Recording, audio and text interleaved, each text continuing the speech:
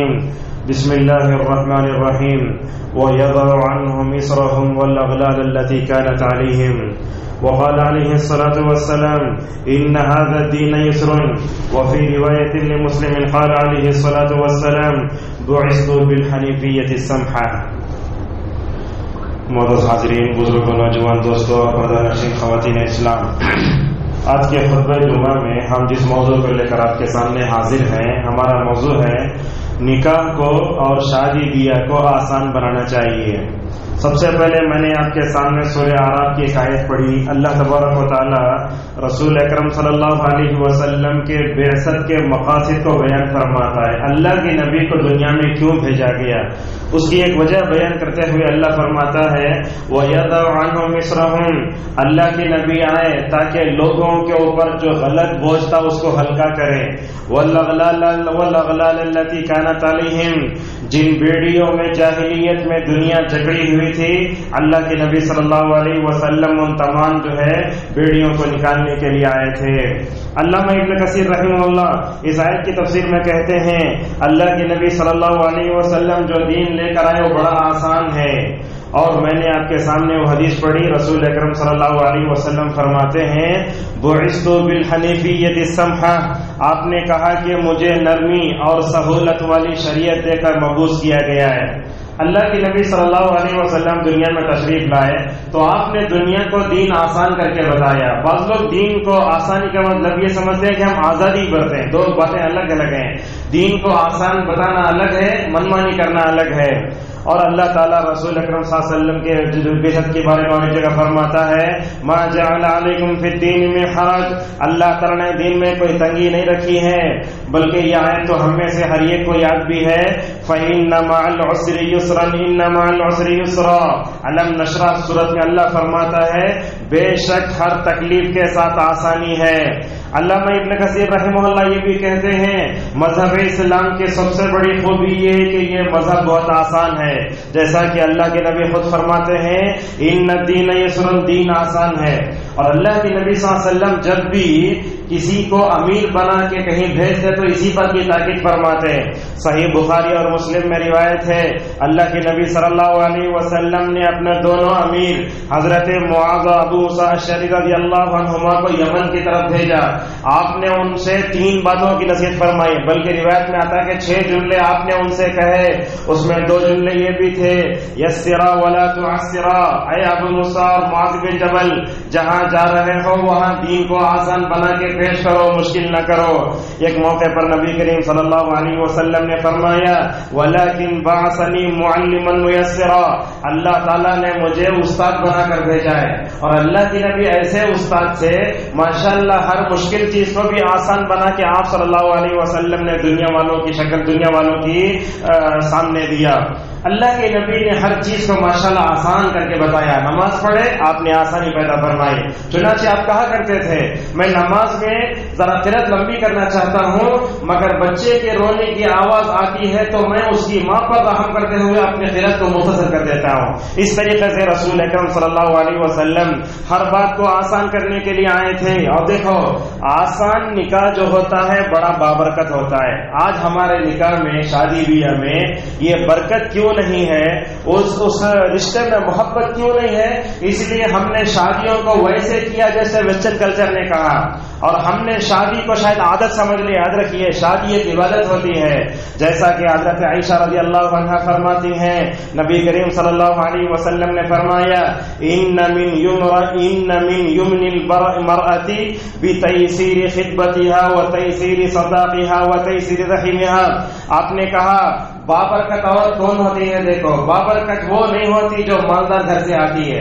بابرکت عورت وہ نہیں ہوتی جو اپنے جو ہے گلے میں نکلس اور 5 انگوٹیاں پہن کے ہوتی، وہ نہیں ہوتی. اللہ کے نبی نے فرمایا جس عورت سے تم نکاح کرتے ہو اگر تم اس عورت کے نکاح میں برکت کو دیکھنا چاہتے تو 3 چیزیں دیکھو. آپ نے کہا منگنی کو آسان کرو، اور کہا مہر کو بھی آسان کرو، اور تیسرا یہ ہے کہ وہ جب زیادہ محبت والی زیادہ ولادت والی بھی ہو.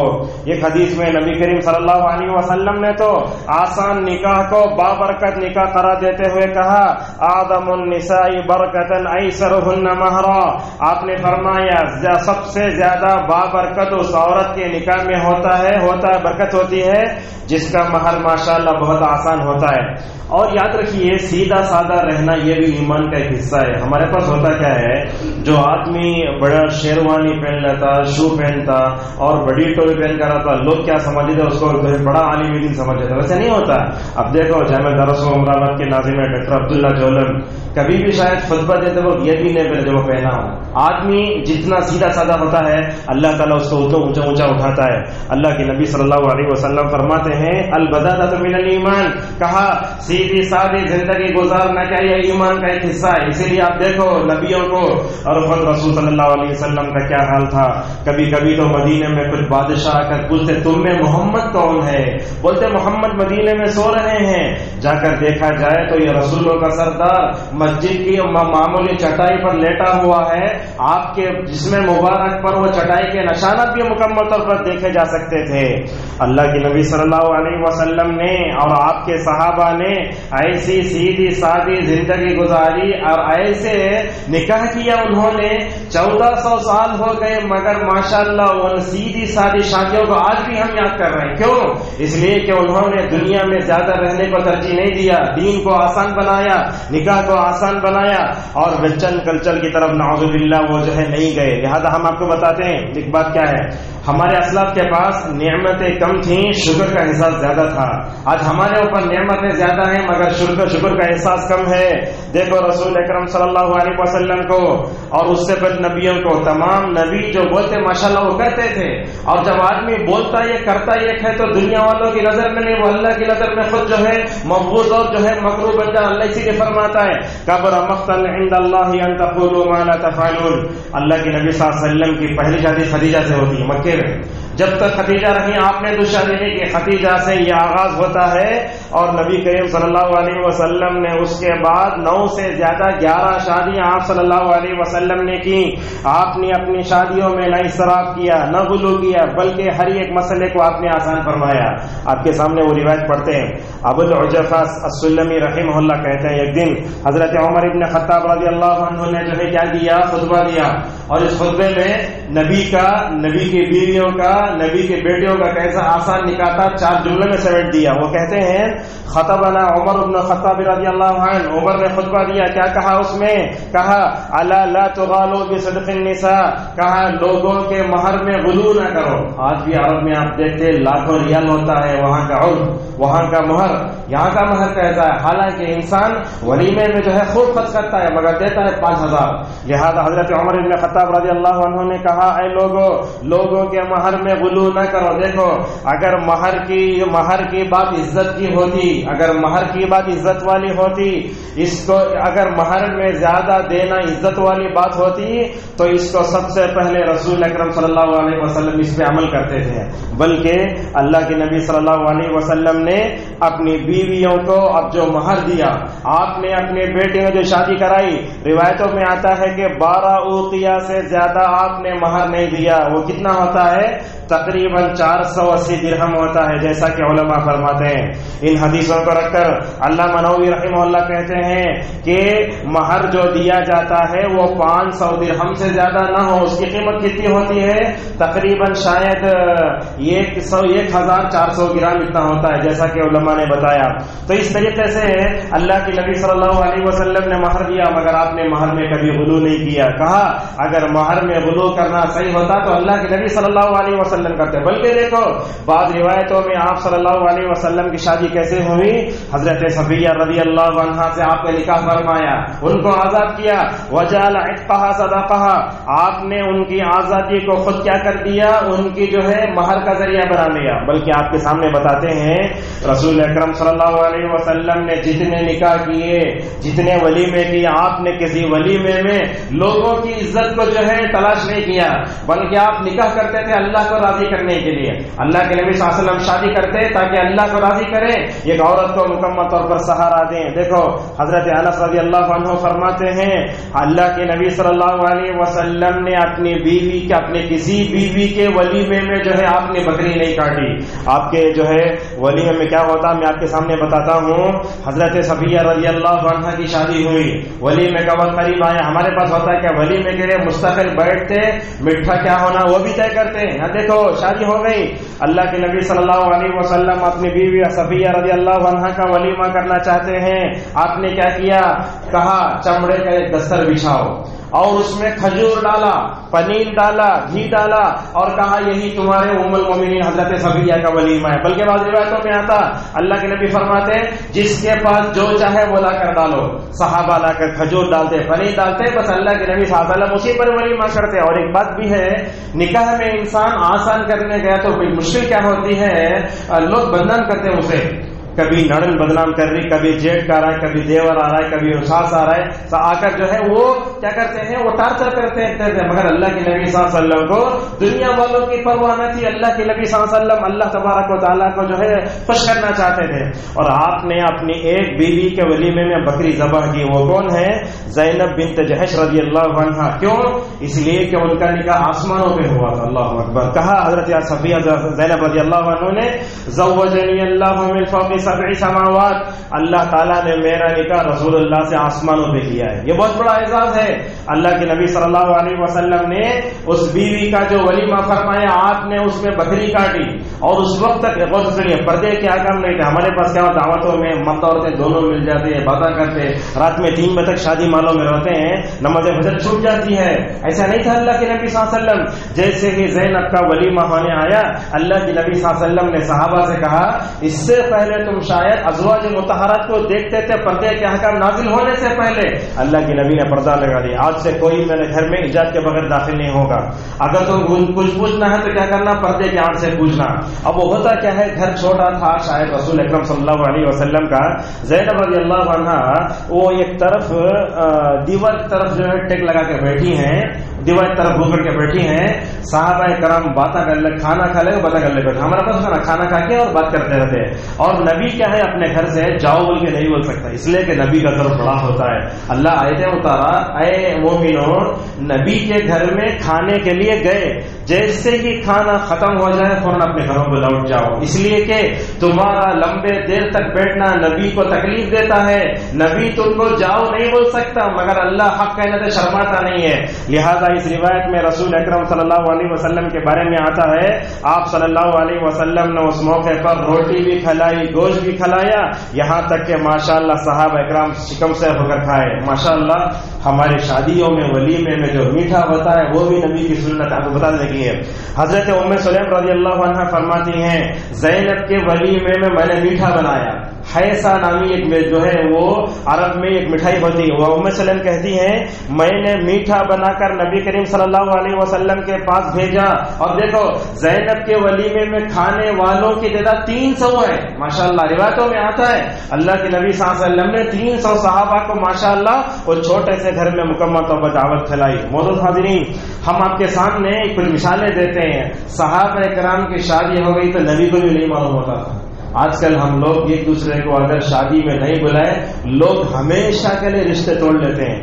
میرا تیرے پر حرام، میری صورت بھی نہیں دیکھنا، میری میت پر چھو تک بھی نہیں پڑنا، ایسا بولتے لوگ۔ لیکن نبی کریم صلی اللہ علیہ وسلم دیکھو روایتوں میں آتا ہے ایک دن عبد الرحمن ابن عوف رضی اللہ عنہ 90 نوشو نبی کے پاس آئے۔ اس زمانے میں شاید یہ زعفران لگاتے تھے، آپ نے عبد الرحمن ابن عوف رضی اللہ عنہ کے کپڑوں میں زعفران کچھ علامتیں دیکھیں، پوچھے عبد الرحمن یہ زعفران کی کیا علامتیں ہیں؟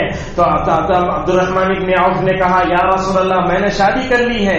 اللہ کے نبی نے شکوے شکایتیں نہیں کی، بلکہ آپ نے کہا بارک اللہ لک، اللہ تعالیٰ تمہیں برکت دے اور تمہاری شادی کو بابرکت بنائے۔ اسی لیے ہمارے پاس ہم دیکھتے نکاحوں میں اللہم الف بینہما کما الفت، لمبی لمبی دعائیں پڑھنے کے بجائے بارک اللہ لک وبارک علیک وجمع بینکما فی خیر، یہ دعا ہم میں سے ہر ایک کو یاد ہونا چاہیے۔ بلکہ ہم جب نکاح کے موقع پر جب دولہا سے ملتے ہیں تو وہ دعا دے کر یہ مکمل مبارکبادی دینا چاہیے۔ اللہ کے نبی نے پوچھا ہے عبد الرحمن کیا تم نے ولیمہ کیا؟ تو عبد الرحمن عبدالرحمن ابن عوف کہنے لگے یا رسول اللہ نہیں، آپ نے فرمایا اگرچہ ایک بکری کیوں نہ ہو ولیمہ کرو۔ یہاں ایک بات بتاتے ہیں، اللہ کے نبی صلی اللہ علیہ وسلم نے ایک بکری کاٹنے کا حکم دیا، کیا غلط تمہارے اندر طاقت ہے؟ مگر بعض اہل حدیث اس کو غلط سمجھتے، کیا بولتے ولیمے میں 21 بکرا کاٹنا ہے، یہ غلط بات ہے، لہذا ایسا نہیں ہے۔ اللہ کے نبی نے پوچھا تمہارے پاس کم از کم ایک بکری ہے تو کاٹو، ولیمہ کرو، لہذا ولیمہ کرنا چاہیے۔ بلکہ یہاں ہم نے کچھ چیزیں اور لکھی ہیں، جب علی رضی اللہ عنہ رسول صلی اللہ علیہ وسلم کی بیٹی فاطمہ سے شادی کرنے جا رہے ہیں، آپ صلی اللہ علیہ وسلم نے علی سے پوچھا علی کیا کرو گے، نکاح کر لیا؟ ہاں۔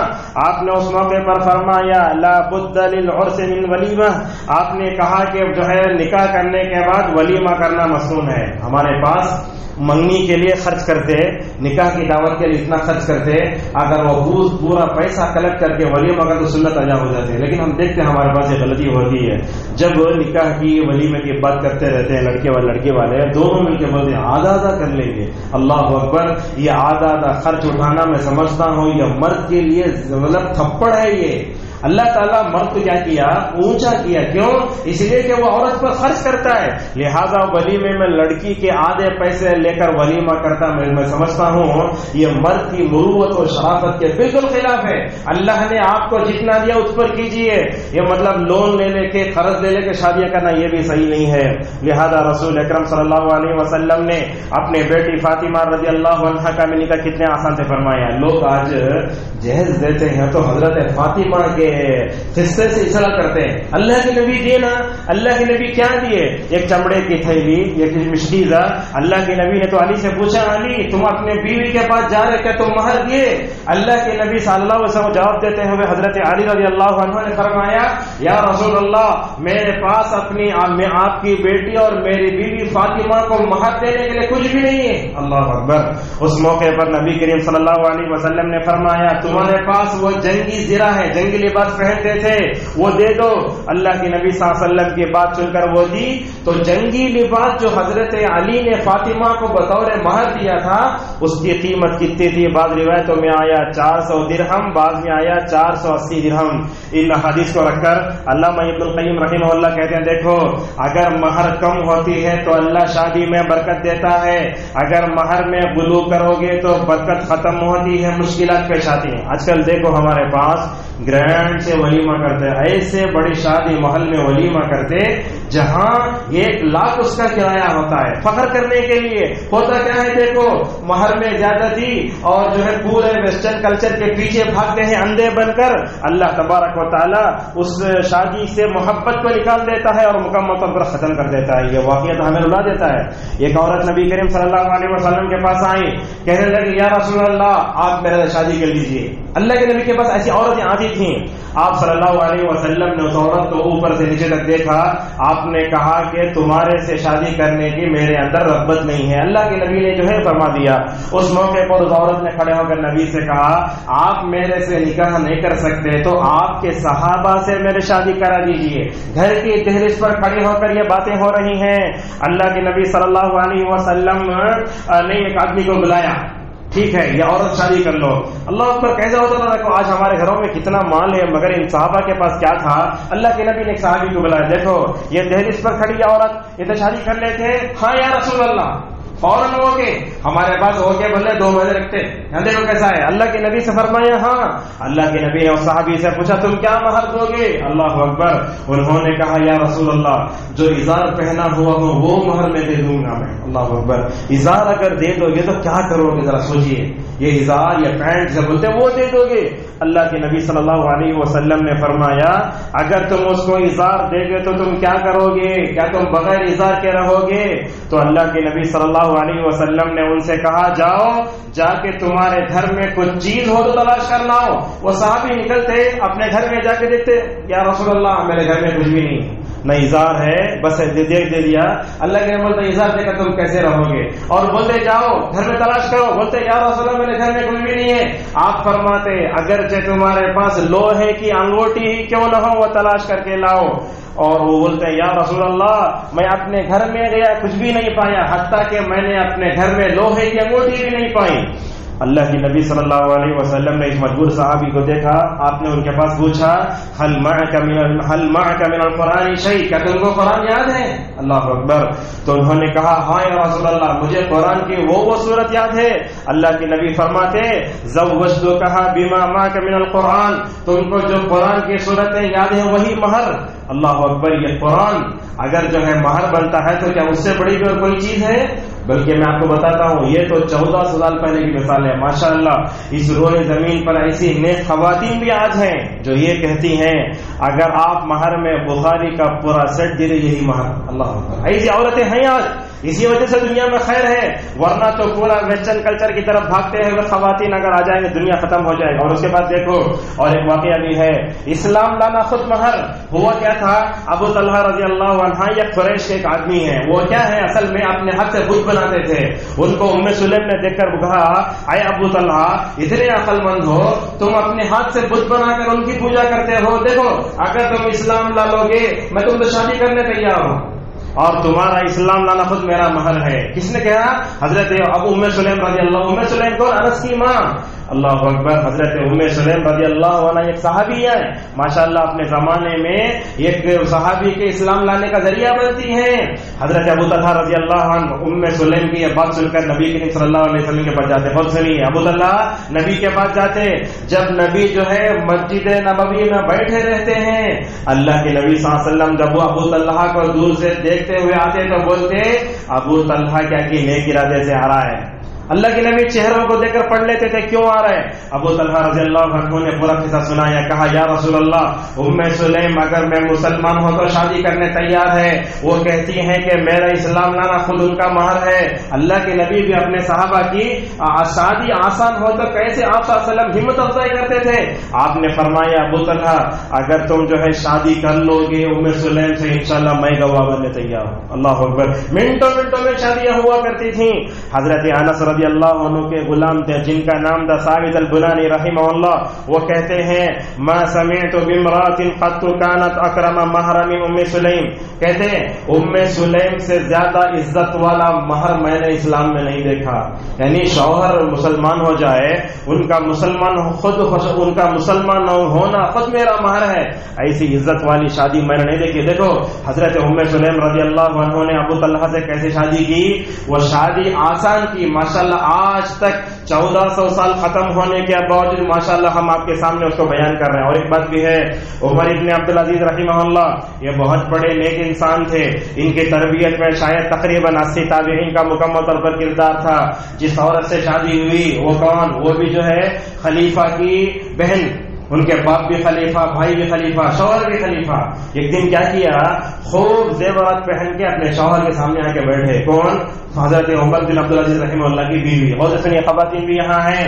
وہ کیا کرتی ہیں جب شادی میں جاتی ہیں تو دوسرے کا زیور پہن کے جاتی ہیں کرائے کا لے کر تاکہ عزت مل جائے. ایسی عزت کی ضرورت ہی نہیں ہے.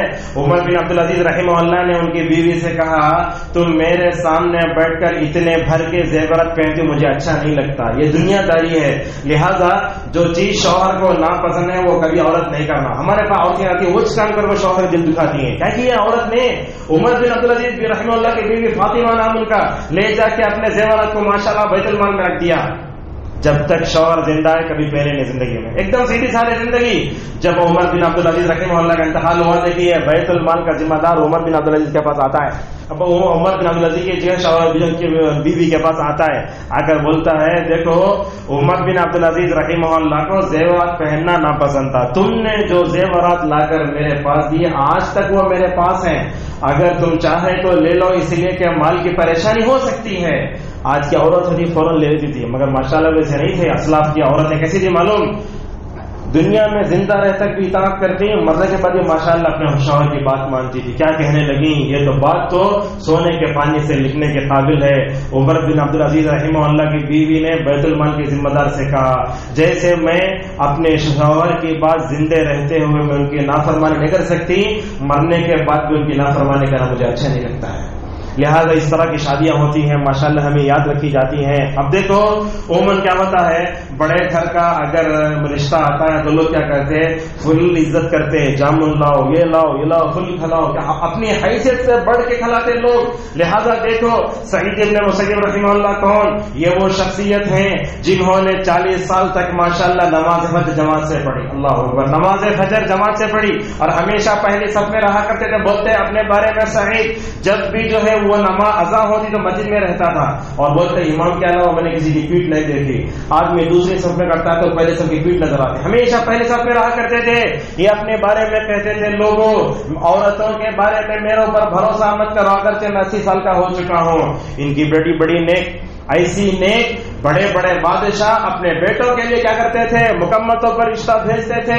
مگر سعید ابن مسیب رحمہ اللہ کو معلوم تھا بڑے گھروں میں رائل فیملی میں جہاں دین نہیں ہوتا ایسے گھروں میں اپنے بیٹی کو دیں گے تو کیا وہ خادمہ اور نوکر کی طرح رکھیں گے. عمر بن عبدالعزیز جو ہے سعید ابن مسیب رحمہ اللہ نے اپنی بیٹی کبھی جو ہے ان کو نہیں دیا. کیا کیا دیکھو اپنی بیٹی کی شادی اپنے شاگرد سے کراتے ہیں. ان کا نام آتا ہے روایتوں میں ابن ابی ہدا رحمہ اللہ, ان کی شاگرد ہے. ایک دن آئے بال پورے اٹے ہوئے ہیں, بولنے لگے کیا ہے آج میرے پاس آئے تمہارے بال اٹے ہوئے کنگھی نہیں کیے. کہنے لگے استاد محترم بات یہ ہے کہ میری بیوی کا انتقال ہو چکا ہے. سعید بن مسیب رحمہ اللہ نے کہا اگر تم اپنی بیوی کے انتقال کی خبر دیتے میں تمہارے بیوی کی تمہارے جنازے میں آتا. میں اس موقع پر کیا کیا دیکھو اتنی بات ہوئی, اتنی بات ہونے کے بعد سعید ابن مسیب رحمہ اللہ کو چھوڑ کر جو ہے یہ شاگرد اپنے گھر چلے گئے اور بولتے سعید ابن ابی ہدا میں اپنے استاد کو دیکھتا گھر سے مسجد, مسجد سے گھر, مگر میں دیکھتا ہوں کہ سعید ابن مسیب میرے گھر کا دروازہ کھٹکھٹا رہے. اللہ اکبر. استاد شاگرد کے گھر پر آ جائے تو استاد وہ شاگرد کو کتنی خوشی ہوئی ہوگی. دروازہ کھولا, سعید ابن مسیب رحمہ اللہ دروازے پہ کھڑے ہیں. بڑی پریشانی ہوئی, دہلیز پر کھڑے ہو کر بیٹی پیچھے کھڑی ہے. بولے یہاں سے تمہاری بیوی, بس خطبہ نکاح بھی نہیں کچھ بھی نہیں. اور یہ بتا سکو خطبہ نکاح کے لیے خطبہ پڑھنا کیا بھی ضروری نہیں ہے, بس اس میں ایجاب و قبول ہونا, مہر ہونا اور جو ہے وکیل ہونا, بس. کبھی ویسے بھی نکاح ہونا چاہیے ہمارے پاس. لوگ کیا کرتے ہیں اسے ضروری سمجھ جاتے ہیں. گھر بھی دہلیز پر کھڑے ہو کر نکاح ہو رہا ہے اور کہا یہ تمہاری بیوی ہے. ابن ابی ہدا کہتے ہیں جیسے ہی انہوں نے اپنے بیٹے کو آگے بڑھایا وہ حیا کے مارے نیچے گر پڑی. اس کے بعد میں نے ان کے سامنے روٹی کا اور تیل کا پیالہ اس کے سامنے کیا. اتنے میں جا کر خوشی کے مارے میں نے اپنے سارے پڑوسیوں کو کہا دیکھو میرے استاد نے مجھے اپنا داماد بنا لیا ہے. پڑوس کے لوگ آ گئے, لیکن شاید ماں کا وہ رشتہ پسند نہیں تھا. ابن ابی ہدا کی جو ماں تھی وہ کہنے لگی میرا چہرہ تیرے چہرے پر حرام ہے. ایسے ہوتا ہے کبھی کبھی. اس موقع پر وہ اپنی بیوی کے بارے میں کیا بات بولتے ہیں دیکھو, بولتے ہیں میں دیکھتا ہوں میری بیوی بڑی خوبصورت ہے. اللہ اکبر. اس کے بعد ایسا ہے رسول اکرم صلی اللہ علیہ وسلم کی حدیث کی حافظہ اور حدیث کی بھی حافظہ اور قرآن کی بھی حافظہ. اور اس کے بعد میں نے دیکھا کہ اس کے اندر ماشاءاللہ اپنے شوہر کے حقوق کو ادا کرنے کی مکمل طور پر پوری جو ہے یہ ہے. تقریباً کیا ہوتا ہے ہمارے پاس شادی ہوتے ولیمہ ہوتی بلا لگ جاتے ہیں. دیکھو اپنی بیٹی کو داماد گھر میں چھوڑ دیا. بولتے ہیں ابن ابی ہدا 1 مہینے تک سعید میرے پاس نہیں آیا.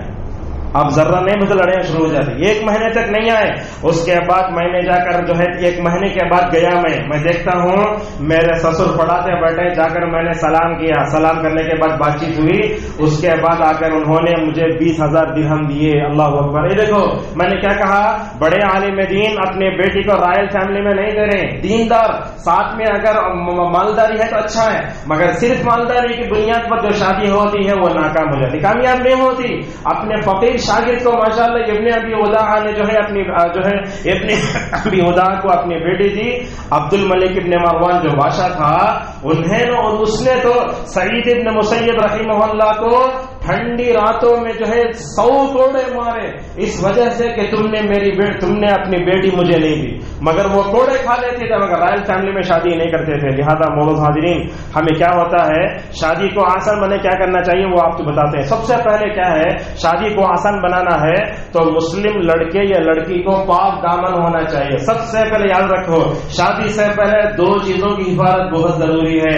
نگاہوں کی حفاظت, شرمگاہ کی حفاظت. اور جب تک نگاہ کی کی حفاظت نہیں کرتے شرمگاہ کی حفاظت نہیں ہوتی. اللہ کے نبی صلی اللہ علیہ وسلم خطبہ حج الوداع میں کہتے ہیں لوگوں مجھے 6 چیزوں کی ضمانت دو میں تم کو جنت کی ضمانت دوں گا. آپ نے اس میں کہا اپنی نگاہوں کا حفاظت کرو اور اپنی شرمگاہوں کی مکمل طور پر حفاظت کرو. اور جو بندہ پاک دامن بننا چاہتا ہے اللہ تبارک و تعالیٰ اس کی مدد فرماتا ہے. جیسا کہ حدیث میں آیا ثلاثۃ كلهم حق اللہ العونه والناكح الذي يريد العفاف رواہ النسائی.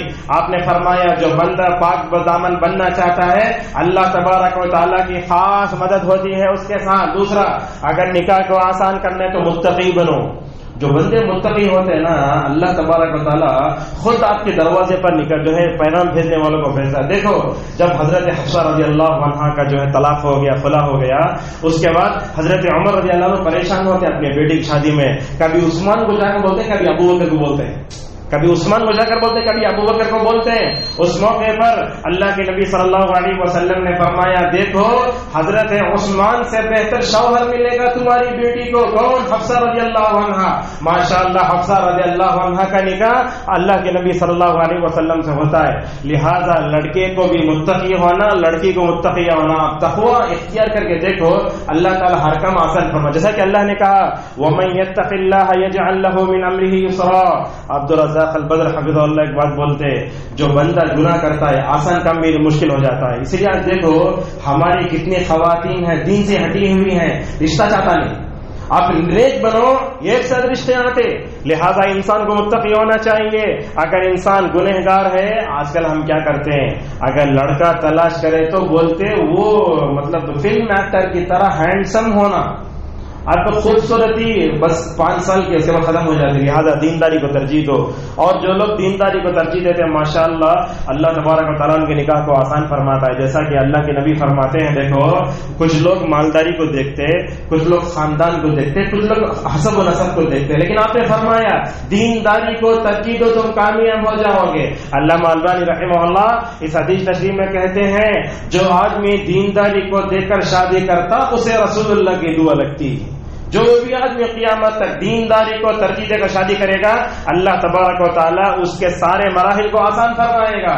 بلکہ میں آپ سے بتاؤں بعض مرتبہ ایسے ہوتا لڑکی بھی تقوی والی لڑکے بھی تقوی والا جا کے منگنی کرنے پہ شادی ہو جاتی. یہ سب کیا ہے متقی بننا چاہیے اور اسی طریقے سے اللہ پہ بھروسہ کرنا چاہیے. اور ایک بات بھی ہے نکاح کو آسان کرنے کے لیے دنیا والے ہمارے بارے میں 1000 بھی کہیں اللہ کو راضی کرنے کا کام کرو. کبھی کبھی کیا ہوتا اگر آدمی معمولی نکاح کر لیا کبھی ساس ٹکورے دے رہی ہے کبھی سسر ٹکو دے رہا ہے تمہاری حیثیت کیا تم نہ نکاح کرنے آئے کیا. یاد رکھو اللہ تبارک و تعالیٰ کو راضی کرنا سیکھو. دیکھو ابراہیم علیہ السلام کو ساری دنیا اس کے دشمن وہ کہتے فَإِنَّهُمْ عَدُوٌّ لِّي إِلَّا رَبَّ الْعَالَمِينَ. رب العالمین کے علاوہ ساری دنیا دشمن ہو جائے مجھے کوئی پرواہ نہیں ہے. اسی لیے اللہ نے کہا سورہ توبہ میں وَرِضْوَانٌ مِّنَ اللَّهِ أَكْبَرُ. اللہ کی رضامندی بہت بڑی. اور ایک عربی شاعر کہتا ہے اللہ کی رضامندی کو چھوڑ نہیں سکتے لوگوں کی رضامندی کو پا نہیں سکتے.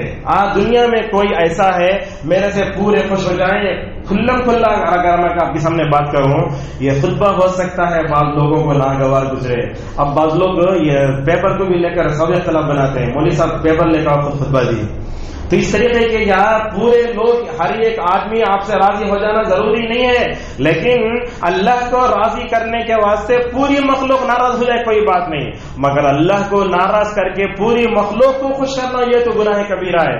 حضرت عبداللہ ابن عباس رضی اللہ عنہما کی ترمذی میں روایت ہے اللہ کے نبی صلی اللہ علیہ وسلم نے فرمایا لوگوں کو ناراض کر کے اللہ کو راضی کرنے والا کامیاب ہو جاتا ہے مگر جو آدمی اللہ کو ناراض کرنے کے لیے لوگوں کو خوش کر لیتا ہے اللہ تعالیٰ اس کو اسی کے حوالے کرتا ہے. اور آپ دیکھو دنیا میں اتنے ایسے لوگ ہیں جو ہر ایک کو خوش کرنے کی کوشش کرتے ہیں مگر کسی کو خوش نہیں کرتے.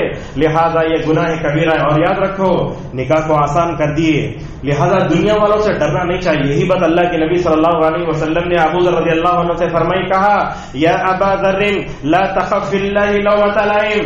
اگر کوئی نیک کام کرے دنیا میں کوئی ملامت کرنے والا ٹارچر کرنے والا کوئی بھی اس سے ملامت سے نہیں ڈرنا چاہیے. اور مومن کی علامت کیا ہوتی معلوم اگر کوئی کام شریعت کی مناسبت سے ہوا تو اس کی ہمت افزائی کرنا. اللہ کے نبی فرماتے مومن چبانے والا نہیں ہوتا بعض لوگوں کو دیکھتے آپ منہ کھولے تو سوئی کی چبائی سے باتیں کرتے ہیں. ایسا نکاح تمہارے ابا کی حیثیت ہے, تمہارے امی کی حیثیت ہے, شوہر کیا کرتا ہے نکاح کے بعد بہت ٹارچر کرتا ہے نعوذ باللہ. اور اسی طریقے سے ہمیں نکاح کو آسان کرنے کے لیے نبی کی شادی پڑھو, صحابہ کی شادی پڑھو, تابعین کی پڑھو, اسلاف کے واقعات پڑھ کے دیکھو ماشاءاللہ انہوں نے اللہ کو راضی کیا. لوگ ناراض ہو گئے مگر ماشاءاللہ اللہ کو راضی کرنے کا نتیجہ یہ ہوا کہ آج تک ہم ان کا تذکرہ کر رہے ہیں. اسی طریقے سے نکاح کو آسان بنانے کے لیے دعاؤں کا اہتمام کرنا چاہیے. آج کل سوشل میڈیا کا دور ہے, لوگ کیا کرتے ہیں جا کے کسی عالم سے مفتی سے بولتے کیا تم مجھے نکاح آسان کرنے کے لیے کیا کرو ایک وظیفہ دو. اپنے طرف سے وظیفہ دیتا, وہ بولتا وظیفہ کیا, ربنا انک جامع الناس لیوم آیت پڑھو, وہ حدیث وہ آیتیں پڑھو, نہیں ہے یہ سب چیزیں. لیکن میں کچھ دعائیں بتاؤں گا جس سے نکاح آسان ہوتا ہے. لہٰذا کس سے پوچھنا اسی سے پوچھو. اب جیسے مثال کے طور پر ایک ڈاکٹر کے پاس انجیکشن ڈالنے والا ہے, وہ انجیکشن ڈالتے دوائیں دیتے تھے, کلینک کھولنے کے بیٹھے تھے, کیا اس کو ڈاکٹر مانتے؟ نہیں مانتے. آدھا ادھر آدھا بٹیر, غیر عالم سے دین نہیں لینا چاہیے, جو علماء ہوتے ہیں ان سے لینا چاہیے. میں آپ کو بتاتا ہوں, دیکھو کیا پڑھنا, یہ دعا پڑھ سکتے جو حضرت موسیٰ کی دعا آئی ہے, رب انی لما انزلت الی من خیر فقیر. حضرت موسیٰ کی شادی کیسی ہوگی 2 منٹ میں آپ کو سناتا ہوں. حضرت موسیٰ علیہ السلام مدین میں داخل ہوئے, وہاں شاید کنویں کے پاس کھڑے ہوئے تھے, 2 لڑکیاں کھڑی تھیں, وہاں کنویں کے اوپر ایک ڈھکن تھا, وہ ایسا ڈھکن تھا عورت وزن نہیں اٹھا سکتی. بات صحیح ہے. حضرت موسیٰ نے ان 2 لڑکیوں سے پوچھا کیا ٹھہرے آپ لوگ, تو بولے اصل میں وہ کیا ہے ڈھکن وزن ہے, جب تک چرواہے نہیں آتے ڈھکن نہیں اٹھاتے ہم پانی نہیں پلاتے.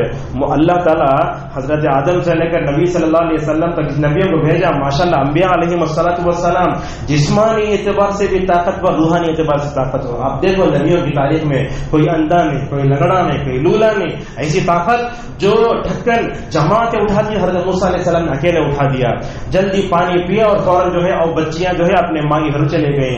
اب بولے کیا آج جلدی آ گئے, تو ان میں سے ایک لڑکی نے کہا دیکھو اصل میں ایک آدمی ملا تھا, اس نے جو ہے ڈھکن ہٹایا, ہم پانی پی لیے. وہ باپ کی بھی بیٹی کی آپس میں گفتگو ہوتی ہے, ابا جان وہ گھر کو لا کر وہ آدمی کو اپنے کام پر رکھنے تو کتنا اچھا رہتا. لڑکی نکلتی چلتے ہوئے آتی ہے. عمر ابن خطاب رضی اللہ عنہ کہتے ہیں جب آئی تو حیا تھی چلنے میں, پورا اس نے اپنے آپ کو چھپا کر رکھا تھا. کچھ لوگ کیا سمجھتے ہماری شریعت میں پردہ ہے نہیں, پچھلے شریعت میں بھی پردہ تھا. آ کر چلتے ہوئے بولی ان ابی یدعوک لیجزیک اجر ما سقیت لنا, اے آدمی میرے ابا تم نہ بلا رہے, تمہیں ہماری جو مدد کرنا اس کا صلہ دینے بلا رہے. اللہ اکبر. حضرت موسیٰ علیہ السلام نے اس وقت 2 لڑکیوں کی مدد کی, درخت کے نیچے کھڑے ہو کر یہ دعا کی تھی, رب انی لما انزلت الی من خیر فقیر. حضرت موسیٰ اپنے رب سے بولتے ہیں اے اللہ میں اولو اعظم پیغمبر ہو سکتا, کچھ بھی ہو سکتا ہوں, مگر تیری رحمت سے پلک جھپ کے بغیر بھی میں بے نیاز نہیں ہو سکتا. حضرت موسیٰ علیہ السلام فوراً اس گھر کو جاتے ہیں, بات کرتے ہیں. وہ باپ کیا بولتا معلوم, کیا بولتا, انی اريد ان انكحك احدى ابنتي هاتين على ان تأجر 8 حجج. بولتا میں دونوں میں سے ایک کی تمہاری شادی کرانا چاہتا ہوں. روایتوں میں آتا ہے حضرت موسیٰ علیہ السلام نے بڑی لڑکی کا انتخاب کیا جس نے بات کی تھی. کیا بولتے معلوم, حضرت موسیٰ علیہ السلام سے اس نیک آدمی 2 لڑکیوں کے باپ نے کہا مہر یہ ہے کہ 8 سال تم میرے پاس خدمت کرو. اللہ اکبر. کیا وفاداری تھی موسیٰ علیہ السلام کے اندر. حضرت موسیٰ نے کہا 8 سال کیا 10 سال بھی انشاءاللہ بطور مہر تمہارے گھر میں بطور خادم کام کرنے کے تیار ہوں. ابن القیم رحمہ اللہ یہاں آ کر کہتے ہیں نکاح کی فضیلت کے لیے یہ بات کہنا کافی ہے. اللہ تعالیٰ نے موسیٰ کی زندگی میں سے 10 سال نکالے مہر کے لیے, 10 سال حضرت موسیٰ علیہ السلام کے لیے کرے. تو علماء بتاتے ہیں اگر کسی کا رشتہ نہیں آیا تو آدمی کو نیک کام کر کے اللہ سے دعا کرنا چاہیے. جیسے یہ دعا بھی مکمل پڑھ سکتے ہیں اور نکاح کی آسان دعائیں پڑھ سکتے ہیں. ربنا آتنا فی الدنیا حسنۃ وفی الآخرۃ حسنۃ وقنا عذاب النار. یہ دعا کیا ہے, حضرت انس کہتے ہیں اللہ کے نبی اکثر دعا پڑھتے تھے اے اللہ تو دنیا میں بھی مجھے نیکی دے, آخرت میں بھی نیکی دے. کیا دنیا میں نیک عورت سے بڑھ کر بھی کوئی نیکی ہے؟ بلکہ اللہ کے نبی تو بعض حدیثوں میں فرماتے نیک عورت سونے سے زیادہ افضل. نیک عورت چاندی سے بھی زیادہ افضل ہوتی ہے، بلکہ میں تو کہتا ہوں ان لوگوں کو اللہ کے سامنے شکر ادا کرنا چاہیے جن کو اللہ نے نیک بیوی دی ہے، ورنہ کبھی کبھی تو ایسے ہوتا ہے ایک سرفری عورت بھی عالم کی زندگی کو بھی غارت کر دیتی ہے۔ اللہ اکبر۔ اور اسی طریقے سے ہمیں یہ دعا بھی کرنا چاہیے نیکی کے نکاح کو آسان بنانے کے لیے، ربنا هب لنا من ازواجنا وذرياتنا قرة اعين واجعلنا للمتقين اماما۔ اے اللہ تو میرے بیوی کو میرے لیے آنکھوں کی ٹھنڈک بنا دے، میرے بچوں کو آنکھوں کی ٹھنڈک بنا دے۔ رحمان کے بندوں کی دعا ہے، سورہ فرقان کے آخری میں آئی ہے۔ کیا دیکھو دعا کرتے دیکھو، اے اللہ پہلے میری بیوی کو اچھا بنا دے۔ تو کیوں؟ اس لیے کہ اگر تو میری بیوی کو نیک بنائے گا، میری بیوی میرے بچوں کو نیک بنائے گی، اسی لیے بیوی کا سب سے بڑا تذکرہ کیا۔ عمر ابد سے پڑھا ہوا ہوں میں، تقریباً 1997 کی بات ہے یہ۔ مولانا خلیل الرحمان اعظمی عمری رحمہ اللہ تقریباً 22 سال جامعہ کے ناظم رہے ہو۔ اللہ اکبر، جامعہ کے 22 سال تک ناظم رہے، مشکات پڑھانے، حدیث پڑھانے کلاس میں آتے، بولتے دیکھو میں تم کو نصیحت کرتا ہوں، یہ بات میرے مرنے کے بعد بھی تمہیں اس پر عمل کرنا۔ کیا بولتے؟ ہمیشہ یہ دعا پڑھتے رہو، ربنا هب لنا من ازواجنا۔ اور یہ دعا شادی کے بعد پڑھنے کی نہیں ہے، بالغ ہوتے ہی پڑھنا چاہیے انسان کو۔ جب بندہ بالغ ہونے سے پڑھنا شروع کرے گا، اللہ تبارک و تعالیٰ نیک اولاد سے جو ہے مکمل طور پر جو ہے اسے سرفراز فرمائے گا۔ اور علامہ بن باز رحمہ اللہ فرماتے ہیں، لوگوں اگر نیک بیوی کو تلاش کرنا چاہتے ہیں، حالت سجدہ میں تہجد میں اللہ تبارک و تعالیٰ سے ابراہیم کی دعا کرو، ربی هب لی من الصالحین۔ اللہ تعالیٰ کے دو اسماء حسنی یا حی یا قیوم، ان کا بھی وسیلہ لے کر اللہ سے دعا کرو۔ ہمارے پاس ہوتا کیا ہے، کہیں بگ سیل ہوا تو ہمیں پورے فیملی سے بھگ جاتے ہیں، لیکن ویکلی ون جمعہ کے دن عصر کے بعد سے لے کر مغرب تک دعاؤں کی قبولیت کا وقت ہے، ہم بریانی کھانے سے ہوتے رہتے ہیں۔ اس وقت میں دعا کون کرنا، بلکہ اس وقت کی اتنی فضیلت آئی ہے، اللہ اکبر، پیدائشی اندھے بھی اللہ سے پوچھ کر بینائی مانگ چکے ہیں۔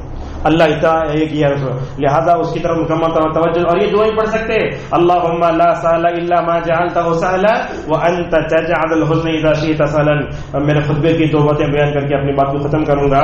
ایک مسلم عورت ابن عثیمین رحمہ اللہ کا سوال کرتی ہے، بولتی ہے شیخ مجھے ایک نیک آدمی کا رشتہ آیا، نیک آدمی کا مجھے رشتہ آیا، مگر رشتہ آیا تو میں نے اس رشتے کو جو ہے کیا کر دیا، ریجیکٹ کر دیا، تو کیا میں نیک آدمی کے رشتے کو ریجیکٹ کرنے کے وجہ سے گنہگار ہو جاؤں گی؟